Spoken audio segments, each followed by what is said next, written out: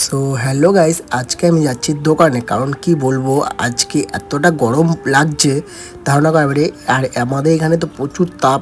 এখন দুপুরবেলা আর কি, ভরা দুপুর 12টা বাজে হয়তো, আমি ঘড়ির টাইমটা দেখতে পাইনি।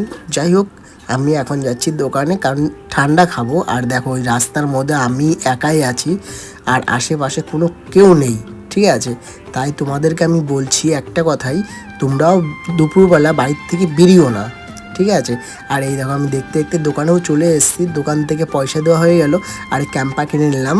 আর সত্যি কথা বলতে গেলে কি বলবো, ওই গরমের মধ্যে ঠান্ডা জাতীয় জিনিস কিংবা টক ডাল খাওয়া অনেক ভালো, তাই না? আর এই দেখো, আমার হাতে ক্যাম্পা চলে এসছে আর আমি মনে মনে ভাবছি কখন যে খাবো এটাকে। আর সত্যি কথা বলতে যা গরম লাগছে গাইস, কি বলবো, প্রচণ্ড গরম লাগছে। আর আমিও ভাবছি কি করব এখন।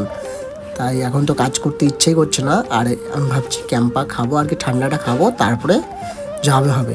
আগে আমি ভাবছি এখন খুলেই নিই, আগে খেয়ে নিই, তারপরে যাবো হবে। তাই ভাবলাম একটু খেয়ে নিই। চলো গাইস, খেয়ে নিই। ডক ডক করে খেয়ে নিলাম।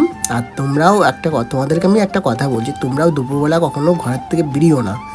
যতটা পারবে ঘরে ঘরে থাকার চেষ্টা করবে, কেমন? আর চলো টাটা। আমার যদি ভিডিও ভালো লেগে থাকে তাহলে সাবস্ক্রাইব করতেও ভুলো না, কেমন? চলো টাটা।